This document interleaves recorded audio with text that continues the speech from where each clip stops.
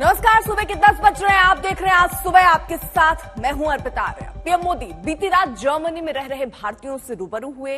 ये मौका बेहद खास बन गया। हजारों की तादाद में जोशीले नारे लगा रहे भारतीयों के सामने पीएम मोदी ने बताया कि कैसे बीते 8 साल में भारत की तस्वीर बदल गई है, कैसे आंकड़े गवाही दे रहे हैं कि नया भारत दमदार तरीके से आकार ले रहा है। पीएम की नजर और नजरिए से जरा देखिए इस बदलते भारत की तस्वीर, जिसका खाका पीएम ने बर्लिन में पेश किया।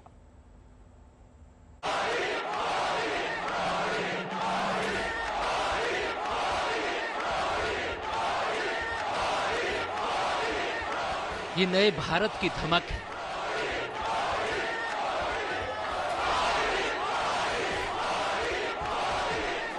ये भारत के पीएम का जादू है जो बर्लिन में अप्रवासी भारतीयों के सिर चढ़कर बोल रहा है। भारत तरक्की की राह पर है। दुनिया को राह दिखाने वाले भारत में हालात तेजी से बदल रहे हैं और बर्लिन में पीएम मोदी जब अपने देश के लोगों से रूबरू हुए तो उनके भाषण में नए भारत की ये सुनहरी तस्वीर बार बार दिखी। उन बदलावों की पीएम ने एक एक करके तफसील से चर्चा की जो भारत की तस्वीर बदल रहे हैं। भारत में अब ट्रैवल करते समय, कहीं आते जाते समय जेब में कैश लेकर चलने की मजबूरी करीब करीब खत्म हो चुकी है।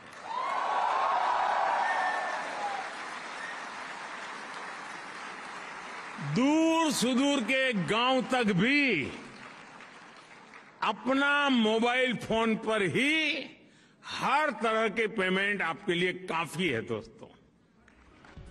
पीएम ने जोर देकर कहा कि भारत अब दुनिया में एक बड़ी ताकत है, ऐसी ताकत जिसकी तरफ दुनिया हर उस वक्त देखती है जब कोई संकट आता है।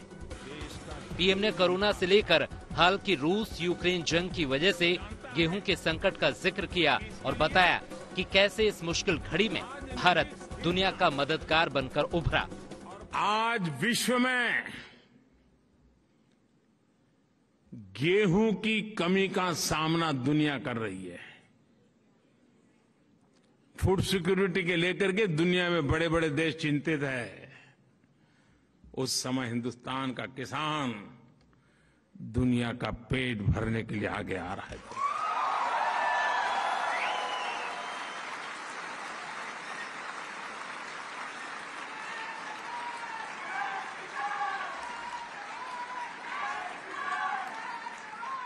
साथियों, जब भी मानवता के सामने कोई संकट आता है तो भारत सॉल्यूशन के साथ सामने आता है। जो संकट लेके आते हैं, संकट उनको मुबारक, सॉल्यूशन लेकर के हम आते हैं, दुनिया का अच्छा जयकार हो जाता है। बदलाव की नई इबारत लिखने वाली एक और योजना का जिक्र करना भी पीएम नहीं भूले और ये थी डायरेक्ट ट्रांसफर स्कीम। ऐसी स्कीम जिससे सरकारी पैसे की लीकेज बंद हो गई है। 22 लाख करोड़ रुपए से अधिक, यानी अब आप जर्मनी में हैं तो आपको बता दूं, $300 बिलियन से भी ज्यादा बेनिफिशियरीज के खाते में पैसे पहुंचे हैं। बीच में कोई बिचौलिया नहीं, कोई कट की कंपनी नहीं, कहीं कट मनी नहीं। इस वजह से सिस्टम में कितनी बड़ी ट्रांसपेरेंसी आई है और उसके कारण जो भरोसे की खाई थी, उस खाई को भरने का बहुत बड़ा काम इन नीतियों के कारण, इस नीयत के कारण और इस टेक्नोलॉजी के माध्यम से हो पाया है। जर्मनी में रह रहे 2 लाख भारतीयों को अच्छी तरह से पता है कि कैसे भारत बदल रहा है, लेकिन खुद पीएम के मुंह से तरक्की का यह हिसाब किताब सुनना अपने आप में खास था। बर्लिन में अंजुना ओम कश्यप के साथ आज तक ब्यूरो। जमीन जर्मनी की थी, लेकिन यहां से पीएम मोदी के भाषण में भारत में बदलती सियासत की तस्वीर भी दिखी। निशाने पर बीते दशकों की सियासत और सरकारों की गलतियां आई और साथ में निशाने पर आई कांग्रेस। पीएम ने यहां से करप्शन और लाल फीताशाही को लेकर कांग्रेस की खूब खबर ली।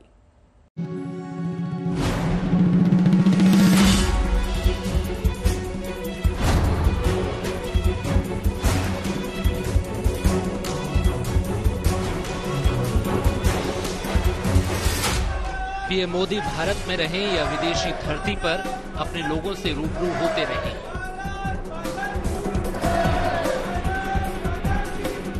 लेकिन उनकी बात में ये टीस उभर आती है कि आखिर क्यों दशकों तक भारत को तेज रफ्तार तरक्की का इंतजार करना पड़ा। क्या वो खामियां थीं जो देश के लिए अड़चन बन गई?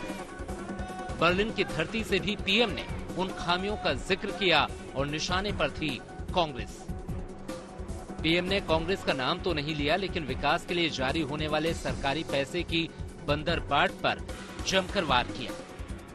अब किसी प्रधानमंत्री को ये कहना नहीं पड़ेगा कि मैं दिल्ली से 1 रुपया भेजता हूं और 15 पैसा पहुंचते हैं।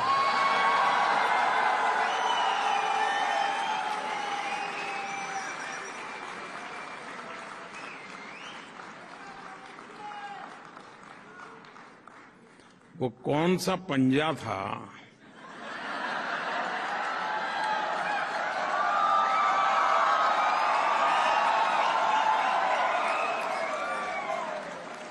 जो 85 पैसा घिस लेता था? बर्लिन में पीएम के भाषण के दौरान उन जरूरी बदलावों का जिक्र भी आया जो भारत की तरक्की की नई इबारत लिख सकते थे, लेकिन इन बदलावों को लाने में सालों की देरी हुई। भारत के लोगों ने 3 दशकों से चली आ रही राजनीतिक अस्थिरता के वातावरण को एक बटन दबा करके खत्म कर दिया।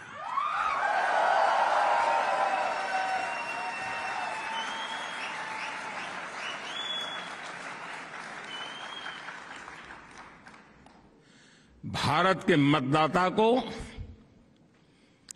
पिछले 7-8 साल में उसके वोट की ताकत क्या होती है और वो एक वोट हिंदुस्तान को कैसे बदल सकता है, उसका एहसास होने लगा है। पीएम ने जर्मनी में जोर देकर कहा कि अब अगर भारत तरक्की कर पा रहा है तो इसकी एक वजह है सियासी स्थिरता है, जिसकी अहमियत को भारत के लोगों ने समझ लिया है कि साल 2019 में उसने देश की सरकार को पहले से भी ज्यादा मजबूत बना दिया।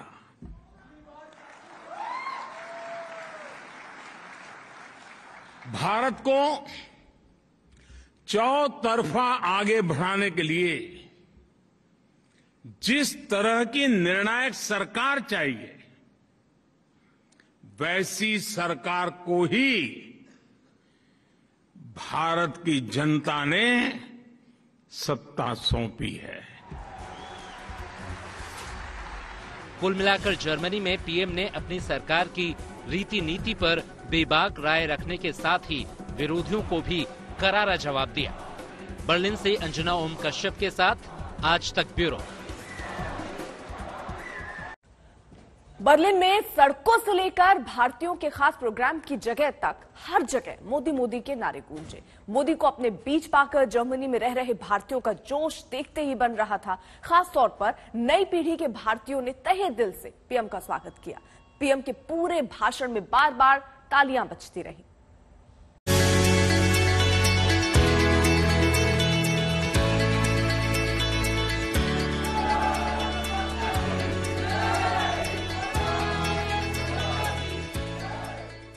ये प्यार है उन लोगों का जो दुनिया के किसी भी कोने में अपने प्रधानमंत्री को अपने बीच पाते हैं तो जोश से भर जाते हैं।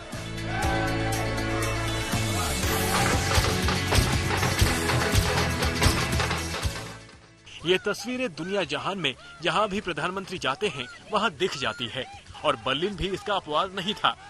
हर पीढ़ी के लोग पीएम के खैर मकदम में उस ऑडिटोरियम के बाहर मौजूद थे, जहां पीएम ने अपने लोगों को संबोधित किया। ऑडिटोरियम के अंदर हजारों की भीड़ मौजूद थी।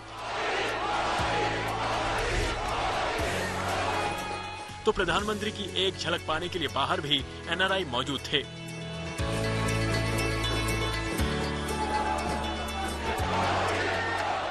रह रहकर हॉल तालियों से गूंज उठता और बार बार मोदी मोदी के नारे जोश को दोगुना कर जाते। मोदी के भाषण के बारे में आज तक ने जब ऑडिटोरियम के बाहर मौजूद लोगों से पूछा तो देखिए कैसी जोशीली प्रतिक्रिया सामने आई।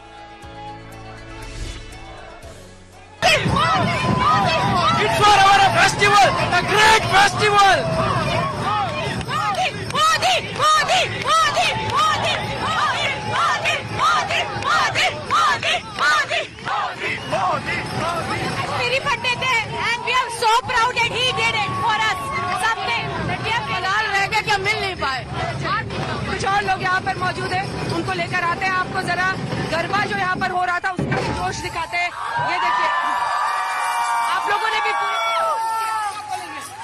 एक बार फिर आमने सामने। जी हाँ, ये दूसरी मुलाकात थी और कहा ना उनको मिलके एनर्जी डबल हो जाती है, दुगनी हो जाती है, और वैसा ही था। उनको मिलके ऐसा लगा कि क्या बस उत्साह टू मच था हमारे लिए। बहुत अच्छा लग रहा है। उनके 2 मिनट बहुत इम्पोर्टेंट थे हमारे लिए। Thank you very much. Modi की हर बात से लोग इत्तेफाक नजर रखते दिखे। हर तर्क के लोग मुरीद थे।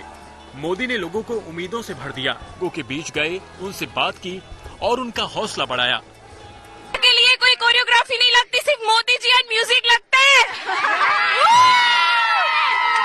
मोदी, मोदी, मोदी, मोदी, मोदी, मोदी, मोदी, प्रैक्टिस किया ऐसे जोश में बस सब हो रहा है। जोश में सब हो रहा है। और 2 दिन की प्रैक्टिस और मोदी जी का जोश। आप बताइए। बहुत ही अच्छा लग रहा है। तो ये गरबा के रंग आप देख रहे हैं, जो कि अभी रुकने का नाम नहीं ले रहे। हिंद की धरती से लेकर विदेशी सरजमी तक यदि मोदी का जादू है जिससे दुनिया के किसी भी नेता को रश्क हो सकता है, लेकिन यही प्यार मोदी की ताकत है जो उनके जुनून को और बढ़ाता है।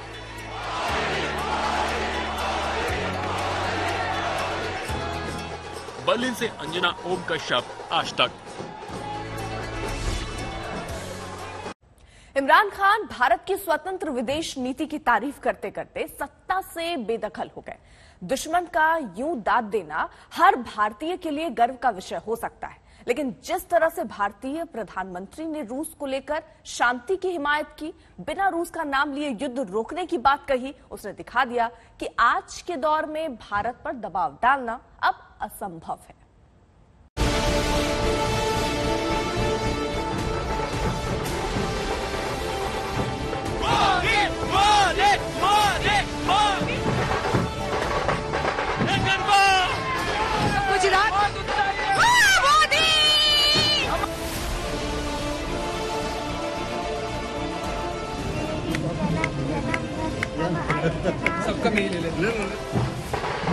भारत के प्रधानमंत्री को लेकर अप्रवासी भारतीयों में उत्सुकता होना समझ में आता है। गरबा के लिए कोई कोरियोग्राफी नहीं लगती, सिर्फ मोदी जी एंड म्यूजिक लगता है। भारत के पीएम का विदेशी धरती पर अप्रवासी भारतीयों के हाथों इस तरह का स्वागत भी नया नहीं है। क्या बनाया तुमने? अच्छा, क्या बनाया? लेकिन सवाल यह है कि जर्मनी के चांसलर के साथ बातचीत करते पीएम के इस दौरे पर सारी दुनिया की नजरें क्यों लगी हुई हैं? क्यों अप्रवासी भारतीयों की तरह जर्मनी से लेकर फ्रांस में भारत को लेकर एक अजीब सी उत्सुकता है? पीएम नरेंद्र मोदी दुनिया के उस हिस्से में मौजूद हैं जहां विश्व युद्ध के खतरे की आहट रोज रोज तेज होती जा रही है।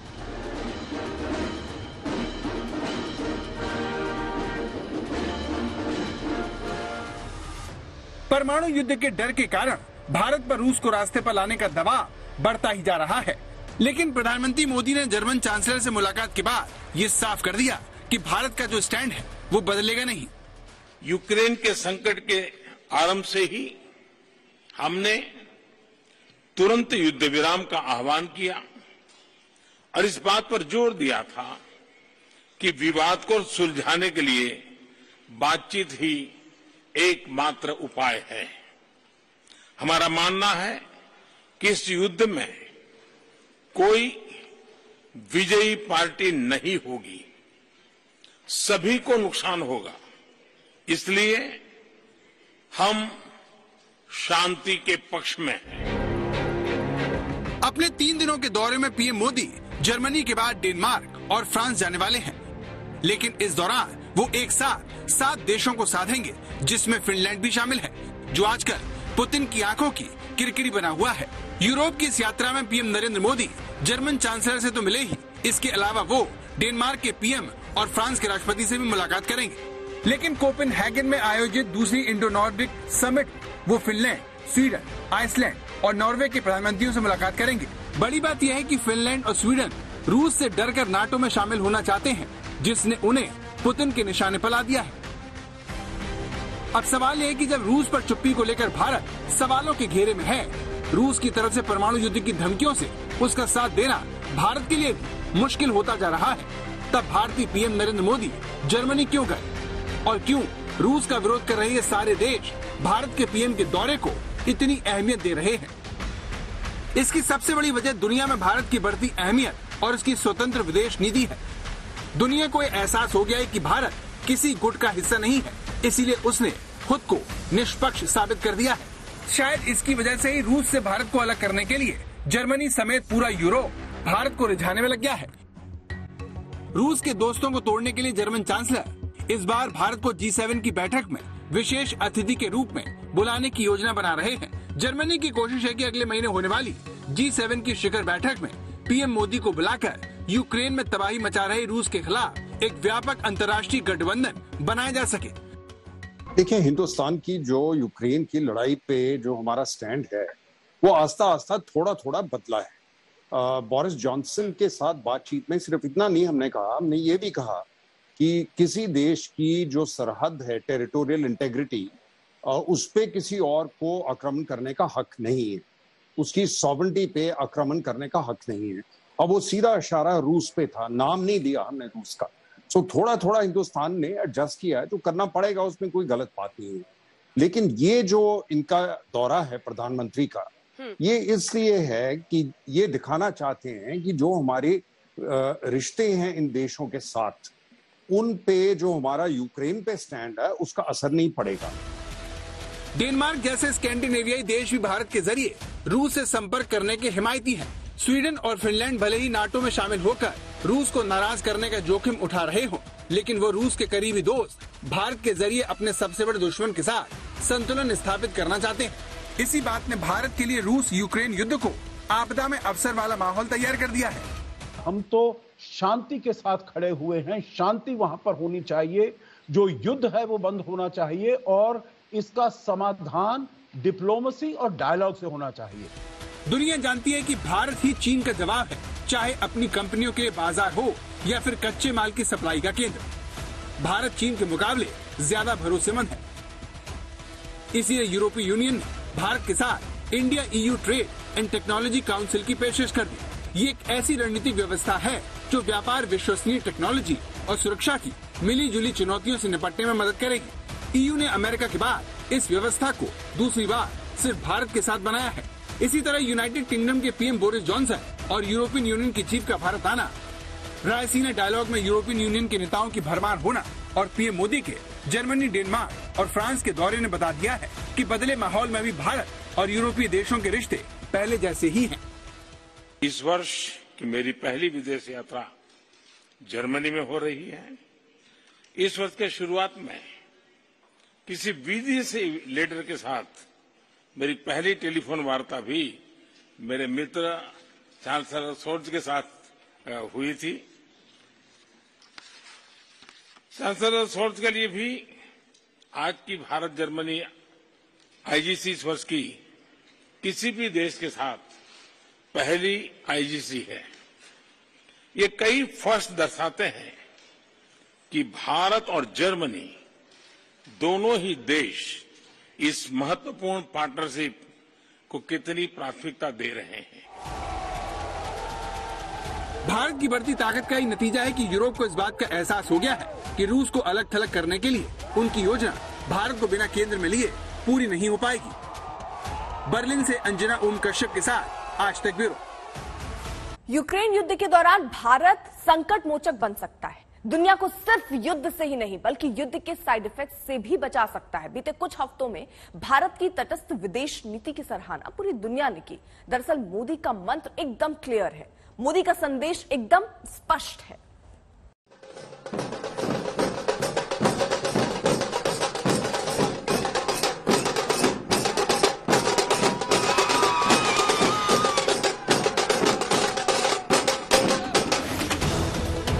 क्या युद्ध पथ के बीच प्रधानमंत्री मोदी के पास शांति पथ तैयार करने का मौका है? क्या मोदी की राष्ट्राध्यक्षों से पर्सनल केमिस्ट्री से यूक्रेन रूस को मिलेगा युद्ध विराम का मौका? क्या मौजूदा वर्ल्ड ऑर्डर में मोदी के पास सबसे स्वीकार्य ग्लोबल लीडर बनने का मौका है? 40-45 लीडर्स भारत में आए हैं अभी पिछले कुछ ही महीनों में, और किस तरह से भारत का एक अपनी पॉलिसी रही है, स्टैंडर्ड पॉलिसी, प्रिंसिपल्ड पॉलिसी, ये यूक्रेन के बारे में या किसी और मेजर इशू के बारे में, चाहे हम यूएन सिक्योरिटी काउंसिल में हो, वैक्सीन डिप्लोमेसी में रहे हो, तो ये सारी चीजें जो है जब हम इस तरह का एक leader prime minister Modi type देखते हैं तो पता लगता है कि किस तरह से हमारी पहुंच आगे। मैं आपको बता सकता हूं, मैं जॉर्डन में एम्बेसडर था, वहां पे बड़े सारे लोग कहते थे हम तो, अरे आप तो prime minister, we like your prime minister. Modi जो बोलते हैं उसे दुनिया कान लगाकर बहुत गौर से सुनती है। दुनिया के नक्शे पर आज की तारीख में कोई दूसरा ग्लोबल लीडर उतना लोकप्रिय नहीं जितना नरेंद्र मोदी है। दरअसल लीडरशिप और लोकप्रियता के पैमाने पर दुनिया के तमाम वर्ल्ड लीडर से बहुत आगे खड़े हैं नरेंद्र मोदी। ये वही लोकप्रियता है जिसके दम पर अंतर्राष्ट्रीय मंच पर मोदी दूसरे नेताओं से अलग पहचान रखते हैं। इसे आप यूं समझ सकते हैं कि एक बार नहीं बल्कि बार बार दुनिया के सबसे लोकप्रिय नेता का ताज मोदी के सिर सजता आया है। Global leader approval tracker morning consult की ओर से जारी ग्लोबल लीडर अप्रूवल रेटिंग में मोदी 77% अप्रूवल के साथ टॉप पर रहे, यानी नंबर 1। यहाँ आपको ये याद रखना है कि अमेरिकी राष्ट्रपति जो बाइडेन, ब्रिटेन के प्रधानमंत्री बोरिस जॉनसन या फिर फ्रांस के मैक्रो, मोदी के मुकाबले कोई दूर दूर तक खड़ा नहीं दिखाई देता। सर्वे की रेटिंग के मुताबिक 77% अप्रूवल रेटिंग के साथ दुनिया के सबसे लोकप्रिय नेता नरेंद्र मोदी। दूसरे पायदान पर मैक्सिको के राष्ट्रपति एंड्रेस मैनुअल लोपेज ओब्राडोर, जिनके अप्रूवल रेटिंग 63% है, यानी मोदी से 14% कम। तीसरे नंबर पर हैं इटली के प्रधानमंत्री मारिया द्राघी, 54% अप्रूवल रेटिंग के साथ। चौथे नंबर पर 45% रेटिंग के साथ जर्मनी के चांसलर ओलाफ स्कॉल्ज, यानी मोदी से 32% नीचे। पांचवें नंबर पर 42% रेटिंग के साथ जापान के प्रधानमंत्री फूमियो किशिदा है। छठे नंबर पर कनाडा के प्रधानमंत्री जस्टिन ट्रूडो की रेटिंग है, जो 42% है। अगर बात सुपर पावर अमेरिकी राष्ट्रपति जो बाइडेन की करें तो वह 7वें नंबर पर है। अप्रूवल रेटिंग है 41, यानी मोदी से 36% कम लोकप्रिय है। वहीं फ्रांस के राष्ट्रपति इमैनुअल मैक्रो की रेटिंग 41%, जो नंबर 8 पर है, जबकि ऑस्ट्रेलिया के प्रधानमंत्री स्कॉट मॉरिसन की रेटिंग 41% है, जो 9वें नंबर पर है। 10वें नंबर पर है ब्राजील के राष्ट्रपति जेर बोल्सोनारो, उनकी रेटिंग है 39%।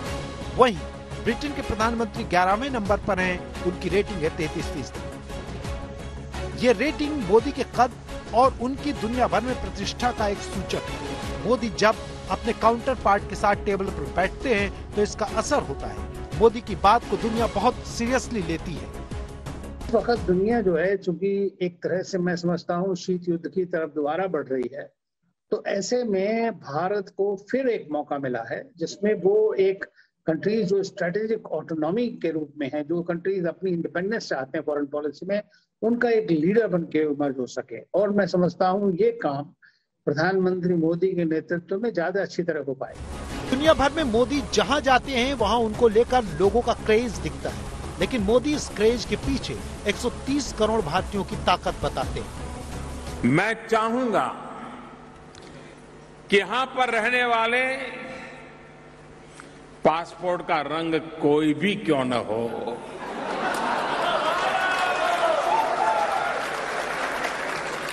पासपोर्ट के रंग बदलने से खून के रिश्ते नहीं बदलते।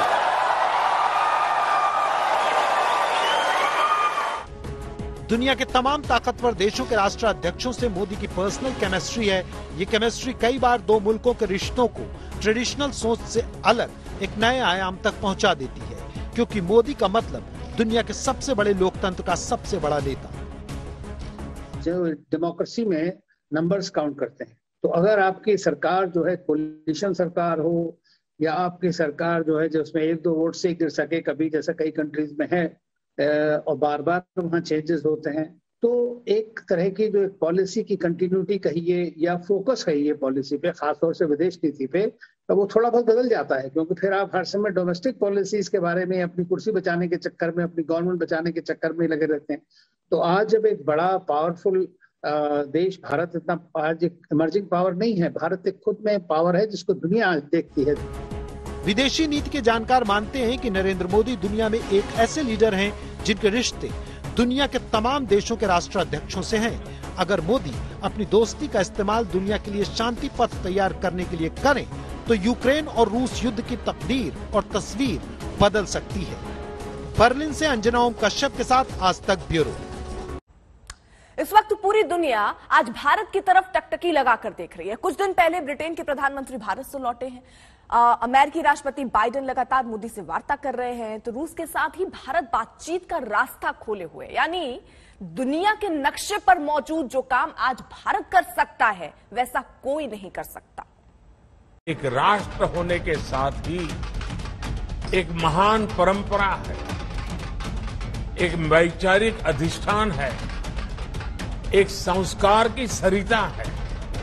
भारत वो शीर्ष चिंतन है जो वसुधैव कुटुंबकम की बात करता है। भारत दूसरे के नुकसान की कीमत पर अपने उत्थान के सपने नहीं देखता। भारत अपने साथ संपूर्ण मानवता के, पूरी दुनिया के कल्याण की कामना करता है। दूसरों के नुकसान की कीमत पर अपने उत्थान के सपने नहीं देखता। यूरोप यात्रा पर जाने से पहले प्रधानमंत्री मोदी ने कनाडा के भारतवंशियों को जो संदेश दिया, उसमें दुनिया के लिए भारत को लेकर संकेत है। आज का ये आयोजन इस बात का प्रतीक है कि भारत के अमृत संकल्प केवल भारत की सीमाओं तक ही सीमित नहीं है। ये संकल्प विश्व भर में फैल रहे हैं, पूरे विश्व को जोड़ रहे हैं। आज जब हम आत्मनिर्भर भारत अभियान को आगे बढ़ाते हैं, तो विश्व के लिए प्रगति की नई संभावनाएं खोलने की भी बात करते हैं। भारत के विकास में दुनिया के विकास का संकेत महज वाक्य नहीं, बल्कि ये पूरी रणनीति है जो भारत की संस्कृति से समस्या के समाधान दिखाती है। मुझे विश्वास है कि अपने इस आदर्शों पर चलते हुए हम एक नया भारत भी बनाएंगे और बेहतर दुनिया का सपना भी साकार करेंगे।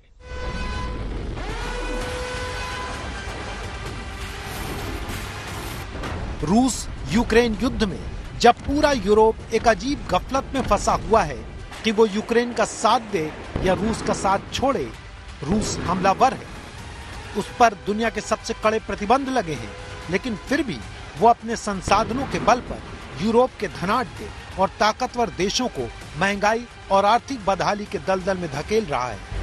इसने भारत के आत्मनिर्भर राष्ट्र की नीति का महत्व समझाया है। योग के प्रसार के लिए प्रयास करते हैं तो विश्व के हर व्यक्ति के लिए सर्वे संतु निरामया की कामना करते हैं। क्लाइमेट चेंज और सस्टेनेबल डेवलपमेंट जैसे विषयों को लेकर भी भारत की आवाज पूरी मानवता का प्रतिनिधित्व कर रही है। ये समय भारत के इस अभियान को आगे बढ़ाने का है। हमारा परिश्रम केवल अपने लिए नहीं है, बल्कि भारत की प्रगति से पूरी मानवता का कल्याण जुड़ा है। हमने बिना किसी खेमे में खड़े हुए गुट निरपेक्षता की विदेश नीति को 21वीं सदी में फिर से सार्थक बनाकर दिखाया है। जहां तक यूक्रेन का संबंध है, भारत की जो पोजीशन इसमें रही है वो स्पष्ट रही है। प्रथम कि हॉस्टिलिटीज का सेसेशन होना चाहिए। दूसरा, इसका समाधान डिप्लोमेसी और डायलॉग के द्वारा होना चाहिए। आप अगर देखें, रूस यूक्रेन युद्ध में न हमने रूस का हाथ पकड़ा न यूक्रेन का साथ छोड़ा। हम मानवता के खिलाफ अपराध के विरोध में हैं, लेकिन जो पश्चिमी देश अपना फायदा जारी रखते हुए हमें घाटे में डालना चाहते थे, हमने नए तरीके से उन्हें समझाया है। अपने विदेश मंत्री के 2 बयान सुनिए।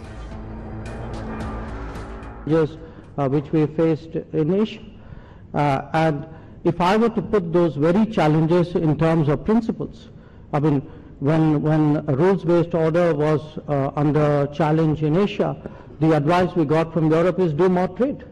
At least we're not giving you that advice. And in terms of Afghanistan, I mean, please show me which part of the rules-based order justified what the world did there. We all have to find some way of returning to diplomacy and dialogue, and to do that, the fighting must stop. America की दादागिरी पूरी दुनिया में चलती है, लेकिन अब भारत अपनी स्पष्ट नीतियों की वजह से उसे भी उसकी भाषा में समझाता है। हमारे विदेश मंत्री एक चिंतक की तरह जवाब देते हैं, जो दुनिया के महान डिप्लोमेट हेनरी किसिंजर की याद दिलाता है।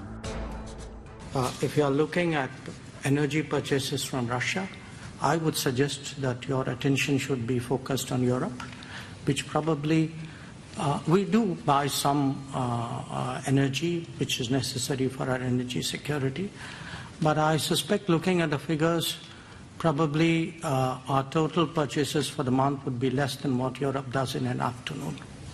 So you might want to think about it.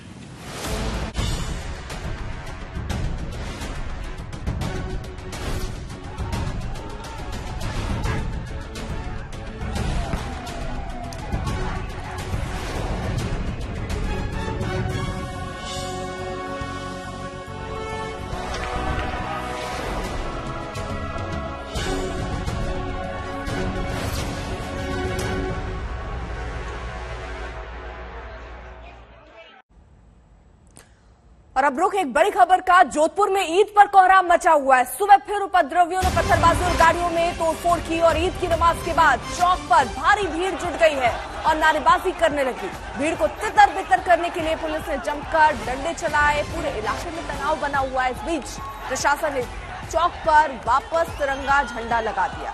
कल रात भगवा झंडा हटाने और लाउड स्पीकर लगाने को लेकर 2 गुटों में तनाव हो गया था, जिसके बाद भारी भीड़ वहां पर जुटी।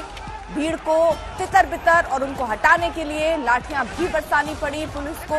वहीं सीएम ने शांति बनाए रखने की अपील की है। हालात को देखते हुए सभी से एहतियाती कदम उठाने के लिए कहा भी गया। ईद की नमाज के बाद फिर पथराव यहां पर हुआ। पुलिस की लाठीचार्ज हुई, लोगों को वहां से हटाया गया क्योंकि भारी तादाद में इस चौक पर लोग इकट्ठा हो गए थे। भीड़ जुट गई थी।